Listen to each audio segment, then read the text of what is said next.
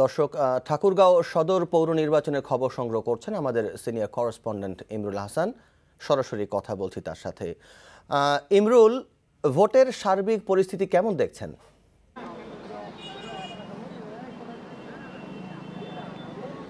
মনে ইতিমধ্যেই ভোট গ্রহণের ৬ ঘন্টা পেরিয়ে গেছে। তো সকাল থেকে আমরা এখানে যেমনটি দেখেছি যে শান্তিপূর্ণভাবে ভোট গ্রহণ চলছে।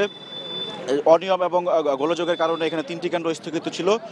তবে এইবার সেই আশঙ্কা থেকে কিন্তু এবার ভোট কেন্দ্রের নিরাপত্তা বাড়ানো হয়েছে। 3টি কেন্দ্রে 3 জন আলাদা ম্যাজিস্ট্রেট দায়িত্ব পালন করছেন। পাশাপাশি ভোট কেন্দ্রের নিরাপত্তার জন্য পুলিশের পাশাপাশি প্রতিটি কেন্দ্রেই আমরা দেখেছি যে বিজিবি মোতায়েন রয়েছে। এছাড়া টহলরত অবস্থায় রয়েছে বিজিবি এবং র্যাব সদস্যরাও। তো সব মিলিয়ে নির্বাচনের পরিবেশ এখানে সুষ্ঠুই রয়েছে এবং ভোটার উপস্থিতিও কিন্তু 30শে ডিসেম্বরের যে নির্বাচন হয়েছে সেটির তুলনায় বেশি।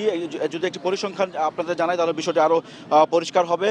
গত 30শে ডিসেম্বর যে পৌর নির্বাচন হয়েছিল এই ঠাকুরগাঁও সদর পৌরসভায়, সেখানে 18টি কেন্দ্রের মোট ভোট পড়েছিল 62%। তো আজকে এই যে 3টি কেন্দ্রের নির্বাচন হচ্ছে সেই 6 ঘন্টায় এখন পর্যন্ত এখানে 61% ভোট পড়েছে। অর্থাৎ গতবারের চেয়ে ধারণা করা হচ্ছে যে 30শে ডিসেম্বরের চেয়ে আজকে ভোট বেশি পড়বে। আরেকটি বিষয় জানিয়ে রাখি যে নির্বাচনের ফলাফলের গতি প্রকৃতি যদি কোন দিকে যাচ্ছে এই বিষয়টি একটু স্পষ্ট হবে যদি আরেকটি পরিসংখ্যান জানাই। এখানে মোট প্রতিদ্বন্দ্বিতা করছেন 3 জন মেয়র প্রার্থী। তবে মূল প্রতিদ্বন্দ্বিতা হচ্ছে আওয়ামী লীগের প্রার্থী তহমিনা আক্তার মোল্লা এবং বিএনপি মনোনীত প্রার্থী মির্জা ফয়সাল আমিনের মধ্যে।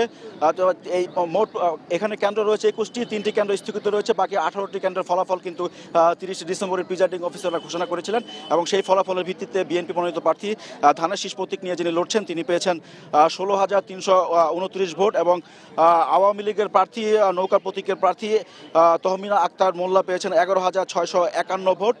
সব মিলিয়ে বিএনপি মনোনীত প্রার্থী 4,672 ভোটে এগিয়ে আছে এবং এখানে শান্তিপূর্ণভাবে ভোট চলছে এবং দুই মূল প্রতিদ্বন্দ্বী প্রার্থী কেউ কিন্তু এখন পর্যন্ত কোনো অনিয়ম বা গোলযোগের অভিযোগ তারা করেননি। মনির। ইমরুল, আপনাকে ধন্যবাদ।